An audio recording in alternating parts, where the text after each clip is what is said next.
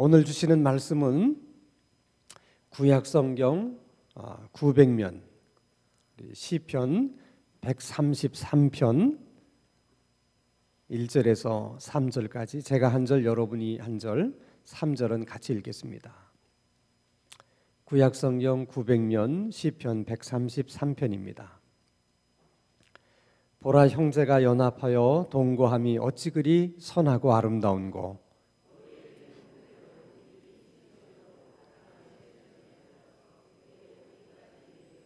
3절 다 함께. 헐몬의 이슬이 시온의 산들에 내림 같도다. 거기서 여호와께서 복을 명령하셨나니 곧 영생이로다. 아멘. 자, 시편 133편은 이스라엘 백성들이 성전을 올라가면서 불렀던 노래 15편 가운데 14번째 시편이에요. 구절은 3절밖에 안 되는 짧은 시편이지만은 그 내용은 그 어떤 시편에 비교해서 정말 더 중요한 그런 말씀이 이 시편 133편의 말씀입니다. 아니 3절밖에 안 되니까 이 시편 133편이 성경에서 가장 짧은 장이 아닐까, 이런 생각을 우리가 흔히 할 수 있는데 3절보다 더 짧은 장이 있어요. 시편 117편입니다. 몇 절? 2절. 그래서 시편 117편이 성경 전체에서 가장 짧은 장이에요. 두 번째로 짧은 장은 133편이죠. 그러면 신구약 성경을 다 통틀어서 가장 짧은 구절은 어떤 구절일까요? 그것은 요한복음 11장 35절에 예수님께서 눈물을 흘리셨다 하는 그 성경 구절이 신구약 성경 전체를 통해서 가장 짧은 구절이에요. 몇 장 몇 절이요? 앞에 것밖에 기억이 안 나요. 그러니까 항상 여러분 뒤에 것부터 기억하시면 돼. 요한복음 11장 35절. 자, 오늘 시편 133편에서는 하나님께서 말씀하시는 가장 좋고 큰 복 2가지를 말씀하고 있습니다. 자, 그 복이 먼저 무엇인지를 함께 생각하겠습니다. 1절 말씀 보겠습니다. 1절보다 2절부터 봐야 되겠습니다. 2절부터 같이 한번 읽겠습니다. 시작. 머리에 있는 보배로운 기름이 수염 곧 아론의 수염에 흘러서 그의 옷깃까지 내림 같고, 그런 복이라는 거죠. 자, 우리가 믿음의 조상 그러면 누굴 얘기해요? 아브라함 그러죠. 그러면 제사장의 조상 그러면 누굴 얘기해요? 아론을 얘기해요. 그러니까 아론이 1대 제사장이었어요. 거기서부터 제사장이 시작이 되는 거거든요. 그래서 아론은 일반 명사로 쓰일 때도 있고 고유 명사로 쓰일 때도 있어요. 고유 명사로 쓰이면 정말 모세의 형인 아론이고, 일반 명사로 쓰일 때는 그냥 제사장을 지칭하는 그런 이름이 아론이에요. 아론 그러면 제사장을 대표하는 사람이기 때문에 그냥 제사장이라고 하는 그런 의미로 쓰여집니다. 그래서 이 시편 133편의 아론은 모세의 형님 아론을 가리키는 것이 아니라 일반적인 제사장을 말씀하는 거예요. 근데 내용은 제사장을 하나님께서 세우시는 그런 이제 과정을 설명하는 거예요. 하나님께서 이제 제사장을 임직을 할 때 백성들이 다 모인 자리에서, 그리고 제사장들이 모여 있는 자리에서 새로 임직하는 제사장을 놓고 머리에 기름을 부어요. 그러니까 하나님이 왕을 세울 때도 그렇고 선지자를 세울 때도 그렇고 제사장을 세울 때도 기름을 붓는데, 이 기름을 붓는 의미는 하나님께서 하나님의 영을 그에게 주어서 하나님의 종으로 삼는다, 그런 의미가 있어요. 그래서 이제 기름을 부어서 이 사람은 나의 영을 부어주어서 나의 종이 되었다, 그런 의미입니다. 근데 머리에다가 기름을 붓는 그 기름은 향유예요. 굉장히 여러 가지 기름을 섞은 아주 좋은 기름을 머리에다 붓습니다. 근데 머리에다가 많이 부어서 기름이 흘러서 얼굴을, 수염을, 그 다음에 옷가지로 쭉 흘러내리는 거예요. 그러면 그 향기가 얼마나 사방으로 진동을 하겠어요. 우리가 집에서 예를 들어서 향수를 이렇게 몇 방울만 이렇게 뿌려도 그 향수의 향기가 많이 나잖아요. 근데 아예 향수를 통째로 부어보세요. 방 안 가득이 아마 향수 냄새로 젖을 거예요. 그런 것처럼 제사장이 임직할 때는 그 사방 전체가 제사장들이 모여 있는 자리를 넘어서서 백성들이 있는 자리까지 그 향기가 확 이렇게 퍼지게 됩니다. 근데 그 제사장을 임직하는 것은 하나님만이 기쁜 게 아니고, 하나님은 자기의 종을 세워서 기쁘고, 또 임직받는 사람은 본인이 제사장으로 임직을 받아서 기쁘고, 그 다음에 그 주위에 둘러서 있는 백성들은 하나님께서 자기들에게 또 한 명의 제사장을 주신 것 때문에 기뻐해요. 왜냐하면 제사장의 역할이라는 것은 이스라엘 백성들이 죄를 지었거나 또 하나님을 만날 때 중재하는 역할을 하잖아요. 그러니까 제사장 한 명이 새로 세워진다는 것은 이스라엘 백성들의 입장에서는 굉장히 소중하고 귀한 일이거든요. 그래서 제사장 한 명을 임직하면 처음엔 누가 기뻐해요? 하나님이. 그 다음에 임직받는 본인이 기뻐하고, 세 번째는 주변에 있는 백성들이 기뻐해요. 이렇게 한 사람에게 내리는 복이 많은 사람들을 기쁘게 만드는 일이에요. 지금 그런 것들을 연상하면서 지금 133편 2절에서 그렇게 말씀하고 있는 것입니다. 3절의 복도 비슷해요. 우리 3절 말씀을 한번 보겠습니다. 같이 읽겠습니다. 시작. 헐몬의 이슬이 시온의 산들에 내림 같도다. 거기서 여호와께서 복을 명령하셨나니 곧 영생이로다. 자, 이스라엘 나라 가운데 가장 높은 산이 무슨 산이라고 그랬어요? 헐몬산이라고 그랬어요. 제일 북쪽에 있는 산이에요. 거기서부터 이스라엘이 시작이 되는 거예요. 우리나라 백두산에서부터 한반도가 시작이 되듯이. 근데 이스라엘 백성들에게 있어서 가장 그 사람들이 좋아하는 산이 시온산과 헐몬산이에요. 이 헐몬산은 이제 이스라엘을 가보신 분들은 알지만은 이스라엘 기후가 굉장히 건조하고 또 지중해성 기후이기 때문에 따뜻해요. 그래서 눈이 내리는 경우가 거의 없습니다. 근데 이 헐몬산은 너무 높아가지고 눈이 한번 내리면 녹지를 않아요. 이게 설산이에요. 그 한번 생각해 보세요. 이쪽 밑에는 건조하고 따뜻해서 눈 구경하기가 어려운데 저 멀리 높은 산 위에 눈이 내려서 하얀 그런 산 모습을 보게 되면 사람들의 마음이 어떨까요? 여러분은 눈이 내렸든지 말았든지 사람이 여름에 여러분 눈을 보면 어때요? 시원하잖아요. 늘 건조한 그런 나라에서 멀리 눈 덮인 산을 보면 가슴이 탁 트이는 것 같아요. 정말 그 산을 보는 게 그렇게 마음이 좋을 수가 없어요. 근데 그뿐만 아니라 그 눈이 녹으면 그게 산 밑으로 흘러내려서 그것이 요단강으로 흘러드는 거예요. 그 물이. 그 요단강에서 흘러든 물이 나중에 갈릴리 바다에까지 가잖아요. 그 물로 이스라엘 백성들은 식수를 쓰기도 하고 목욕을 하기도 하고 농사를 짓기도 하고. 그러니까 헐몬산에 그 눈이 녹아서 흘러내리는 물이 얼마나 고마운 물인지 몰라요. 또 하나는 헐몬산이 높기 때문에 이 온도차가 생겨가지고 헐몬산에 이슬이 많이 맺혀요. 주변에. 그게 이제 바람이 불면은 그 이슬이 사방으로 이렇게 흩어지면서 헐몬산 주변 여러 곳에 농사를 지을 수 있는 땅을 만들어주는 거예요. 그러니까 한마디로 이스라엘 백성들에게 헐몬산은 이래서 고맙고 저래서 고마운 거예요. 축복이라는 하나님께서 우리에게 주시려고 하는 복은 이렇게 한 사람만 그냥 좋고 기쁜 복이 아니고 모든 사람들이 함께 좋아할 수 있는 그런 복을 하나님이 우리에게 주시기를 원하시는데 그것이 시편 133편에서 말씀하시는 복이에요.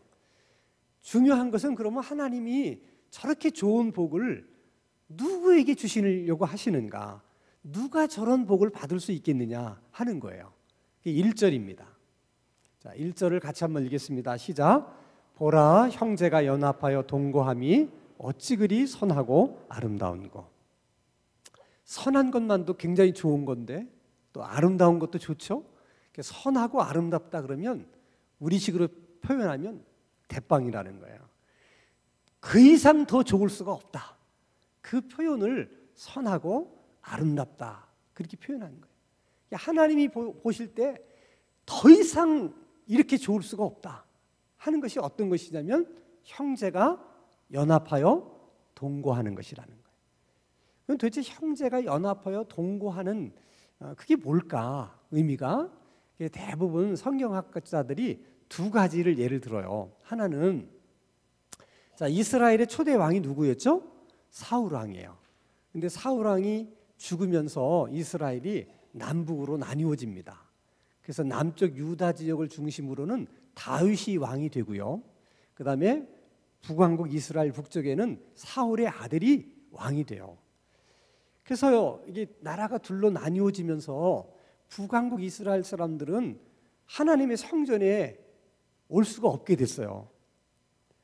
왜냐하면 여로보암 왕이 혹시라도 이 북왕국 이스라엘 사람들이 이렇게 예루살렘에 가서 예배를 드리고 오다 보면 마음이 남왕국 유다에게 빼앗기면 어떡하나.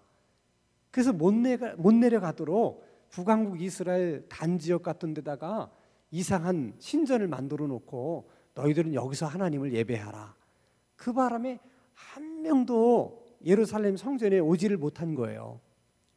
그러다 나중에 북왕국의 장수들이 다윗을 찾아와서 우리 합합시다.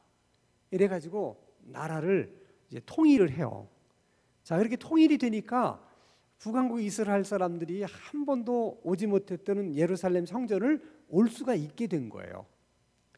그 모습을 볼 때 다윗이 그러니까 뭐 같은 형제였는데 이렇게 나라가 둘로 나뉘어지면서 그 형제들이 오고 싶어도 오지 못했던 하나님의 성전에 이제는 다 와서 남왕국 유다의 백성들과 북왕국 이스라엘 백성들이 다 함께 모여서 하나님을 예배하는 그 모습을 보면서 형제가 연합하여 동거한다.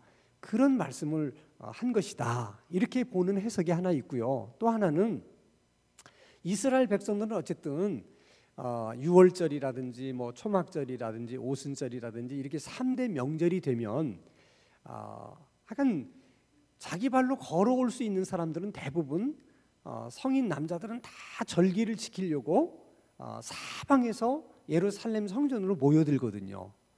그래서 한 일주일 동안 그들이 함께 어울려서 함께 거기서 먹고 자고 하나님을 예배하는 그런 시간을 갖는 거예요. 이제 그런 모습이 형제가 연합하여 동거합니다. 어쨌든 전자든 후자든 뭘 중심으로 해서 그게 이루어지고 있는 거예요. 하나님의 성전을 중심으로 해서 그들이 모여서 예배하는 목적을 가지고 함께 지내는 그런 상황과 환경을 설명하는 거예요. 가만히 그것을 생각해 보면 오늘날에 우리들하고 너무 비슷해요. 다 우리들이 사는 것이 틀리죠. 강남에 사는 사람, 강북에 사는 사람, 뭐 또 강북에서 여기 다 흩어져서 사는데 언제는 우리가 다 이렇게 모입니까? 예배 드릴 때 또 이렇게 수요 기도 모임을 하면 다 모여서 이스라엘 사람들처럼 뭐 일주일을 함께 우리가 동고동락하지는 않지만은 그래도 한 2시간 동안 함께 찬송 부르고 함께 기도하고 함께 말씀을 나누고 그러고 돌아가잖아요. 그러니까 하나님은 하나님을 믿는 성도들이 이렇게 하나님을 예배하는 목적과 또 기도하는 이런 목적을 가지고 이렇게 함께 모여서 같이 시간을 보내는 이 모습이 하나님 보실 때 가장 아름답고 선한 모습이라는 거야. 그래서 그런 모습을 보면 하나님이 이보다 더 좋을 수는 없다. 이런 마음을 가지셔서 그런 자들에게 복을 주시는데, 자, 2절을 한번 다시 보겠습니다. 2절 말씀을 한 번만 다시 띄워주세요. 같이 3절 같이 한번 읽겠습니다. 시작. 헐몬에 있으리 시온의 산들에 내림 같도다. 거기서 여호와께서 뭐를 명령하셔요? 복을 명령하셨다.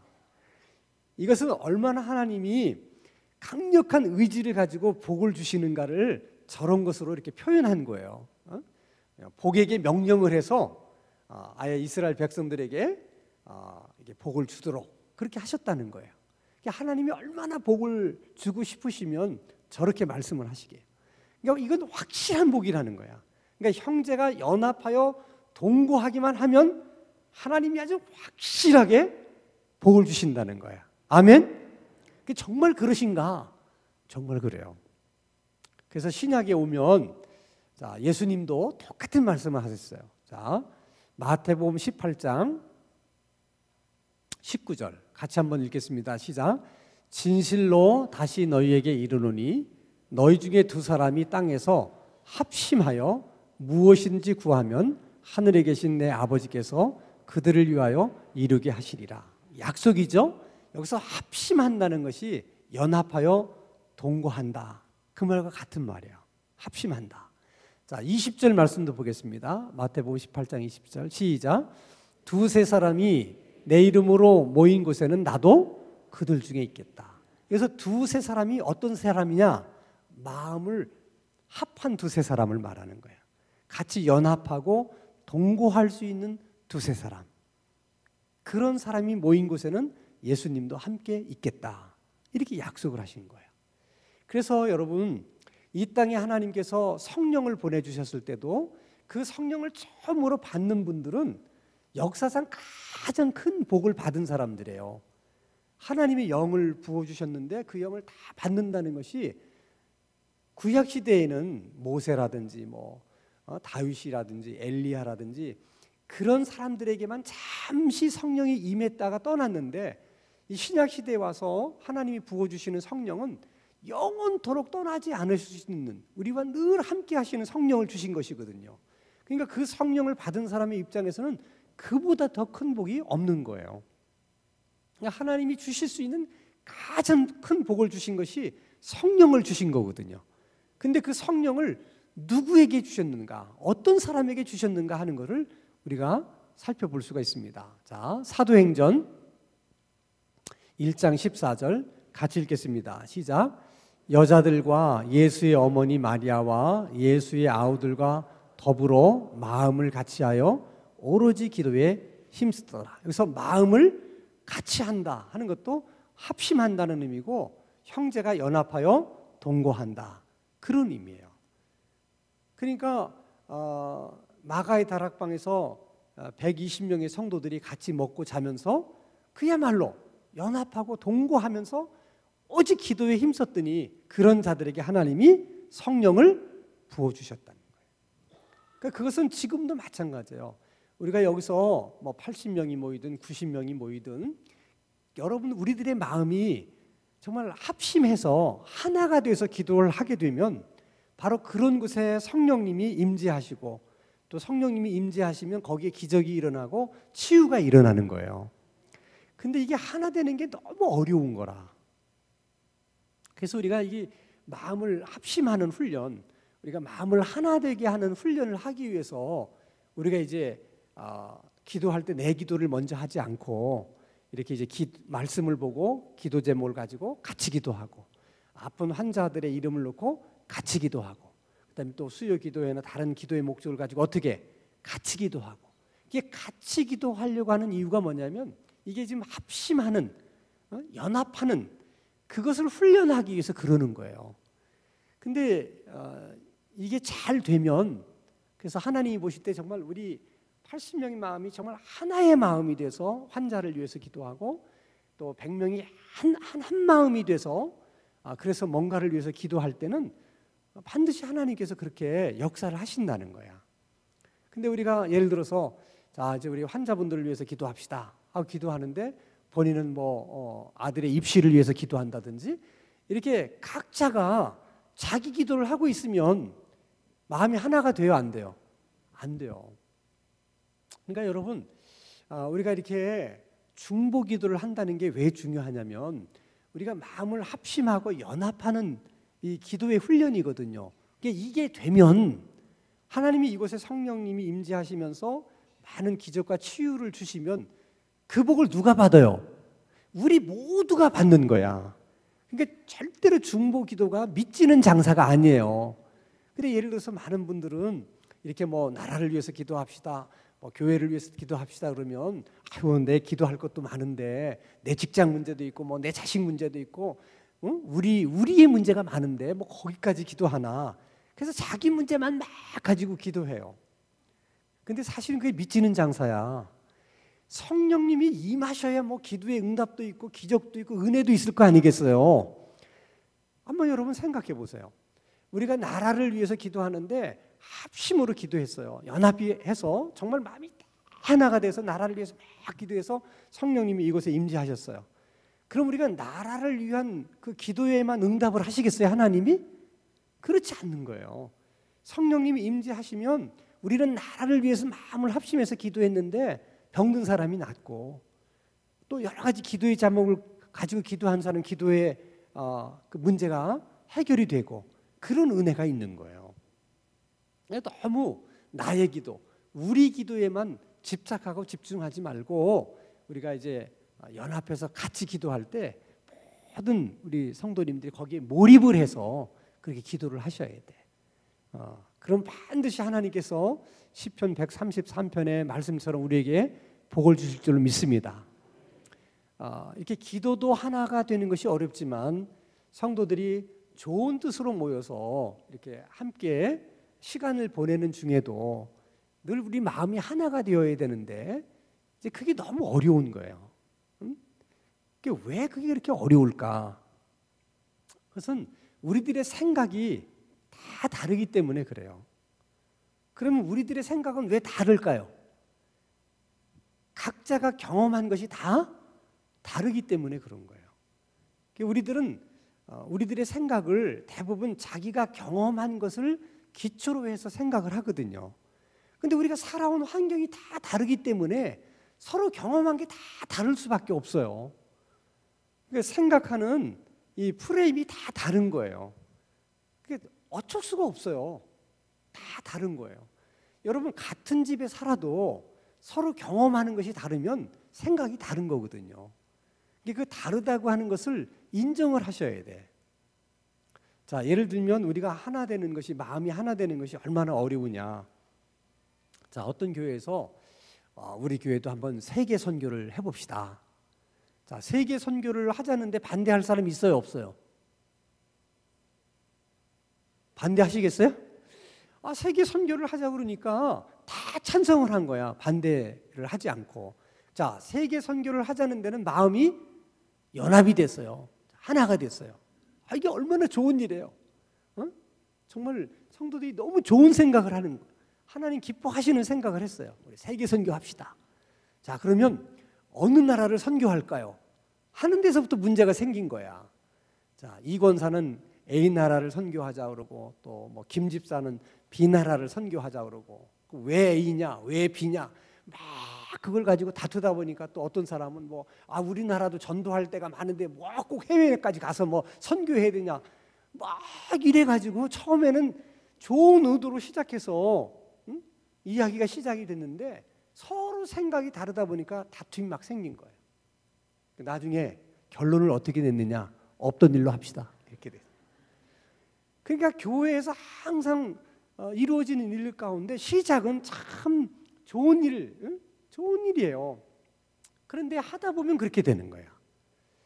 그래서 우리 성도님들은 다른 사람들과 이렇게 의견을 나누는 법 또는 회의하는 법 이런 거를 배우셔야 돼. 그러니까 우리가 그런 다른 사람과 생각을 나누고 의견을 나누는데 미숙하고 회의하는 것이 미숙하기 때문에 꼭 마귀가 거기에 틈타요.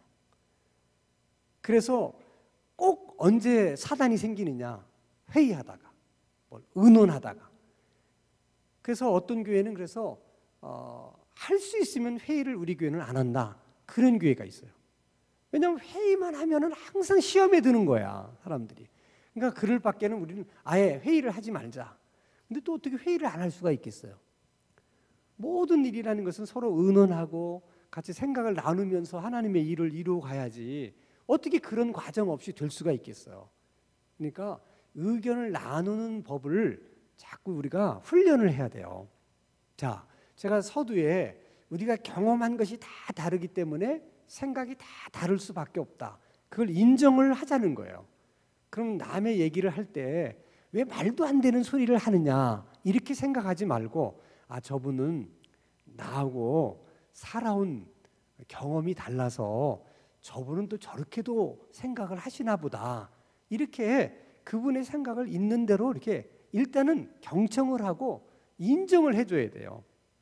그러니까 인정을 한다는 것은 내가 그 사람의 생각에 동의한다는 뜻이 아니고, 아, 저분 나름대로 저렇게 생각을 하시는구나, 그거를 인정해 주자는 거죠. 어떻게 그렇게 생각할 수 있습니까? 그런 생각을 생각이라고 하십니까? 이러지 말자는 거예요. 다 그분은 나하고 다른 경험이기 때문에 그런 생각을 할 수밖에 없는 거예요. 그러니까 아, 그럴 수도 있겠다. 나는 이해가 안 되지만 그러나 그걸 인정하고 경청하고 그분이 뭘 얘기하려고 하는가를 잘 들어보고 그리고 또 내 얘기를 하고 이렇게 서로 의논을 나누는 것이죠. 어쨌든 여러분, 우리가 서로가 어떤 일을 놓고 의논하거나 회의를 하는 목적은 내 생각을 관철하려고 하는 데 있는 게 아니에요. 각자가 어떤 우리가 의논을 한다든지 회의를 할 때는 내 생각을 관철하려고 하면 안 돼요. 그러니까 내 생각을 관철하려고 하면 회의를 할 필요가 있어요, 없어요? 없는 거죠. 그 사람 생각대로 하면 되지 뭐하러 회의를 해. 회의를 하는 것 자체는 각자의 생각을 나누면서, 특별히 하나님의 일을 위해서는 그런 거예요. 이야기를 하는 도중에 또 의논을 나누는 사람들 가운데 반드시 하나님의 생각을 이렇게 부어주시는 경우가 있어요. 자, 10사람이 모여서 의논을 할 때 1번부터 10번 중에 하나님이 어떤 때는 7번의 사람에게 하나님의 마음을 부어줄 수가 있어요. 근데 그분은 이게 하나님이 자기에게 주신 생각인지 자기 생각인지를 잘 알까요, 모를까요? 몰라요, 대부분. 그러니까 이제 자기 생각을 얘기하는 거죠. 그러니까 우리가 의논을 할 때는 우리 중에 누군가는 하나님이 생각을 부어주셔서 지금 말을 하는 거다, 이런 것을 염두에 두고 그게 누굴까? 그걸 찾아내려고 하는 거예요, 의논이라는 것은. 그러니까 항상 이것은 사람의 생각이다 이렇게만 단정 짓지 말고 하나님이 저 사람을 통해서 하나님의 생각을 주시는 것이 아닐까 하는 것을 염두에 두고 그것을 의논하는 과정에서 분별을 하는 거예요. 아, 이게 정말 하나님께서 주신 생각인 것 같다, 아니다, 이걸 분별하는 거예요. 근데 왜 하나님은 그런 방법을 통해서 일을 해나가시느냐 하면은 구약 시대는 그렇게 하지 않았어요. 구약 시대는 하나님이 성령을 부어주지 않으셨기 때문에 그게 불가능해요.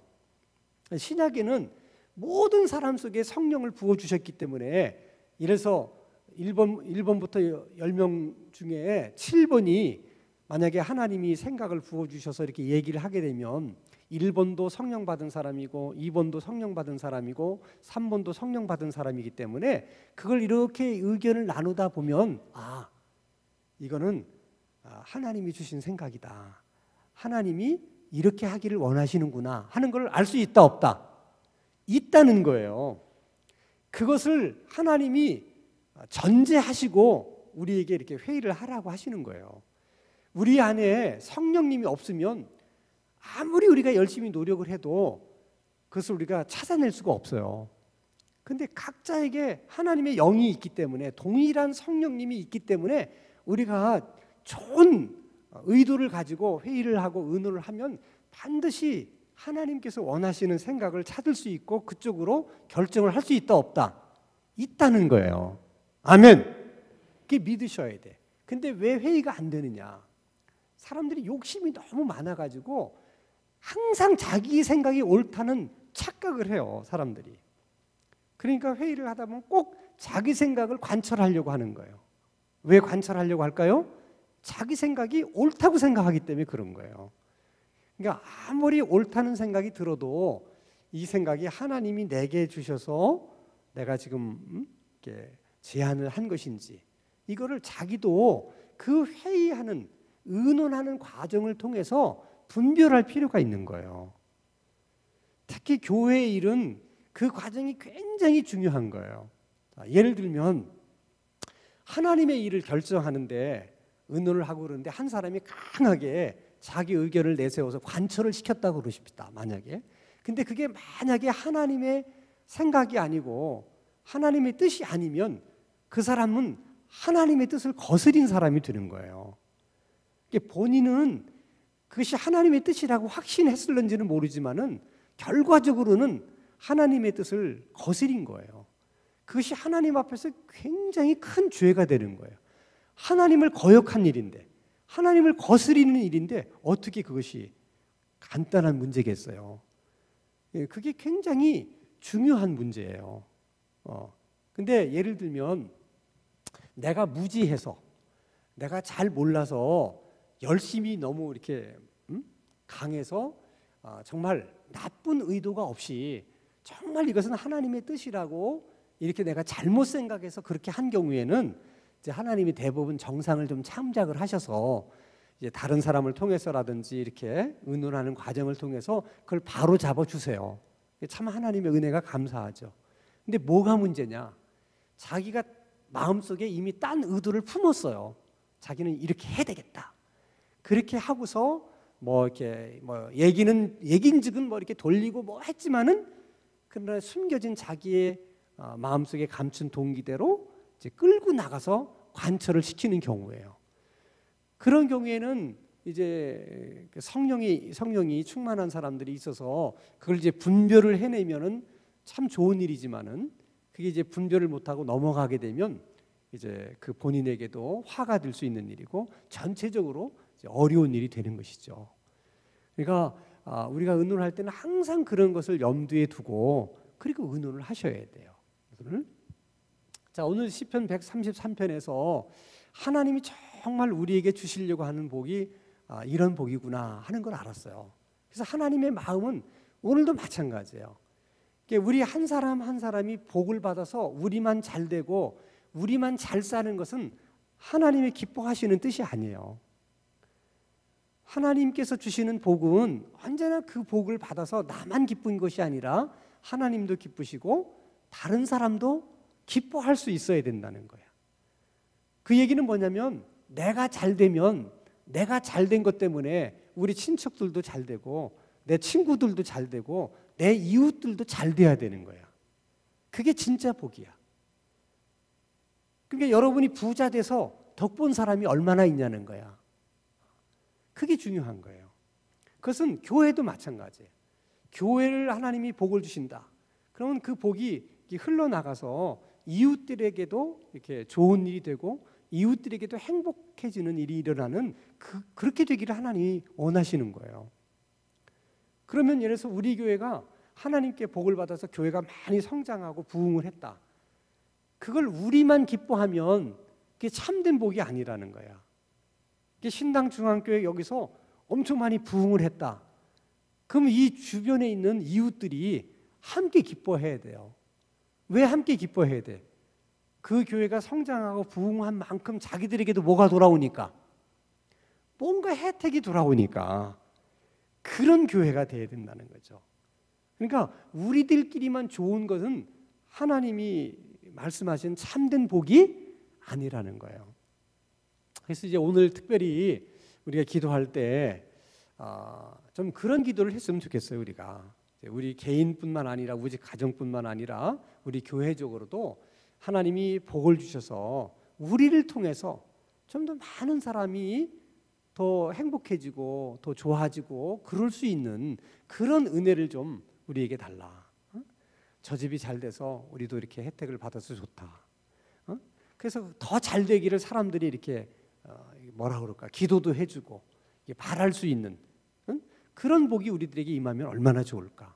저는 특별히 우리 신당 중앙교회가 이 지역에서 그런 교회가 될 수 있기를 주님의 이름으로 축원합니다.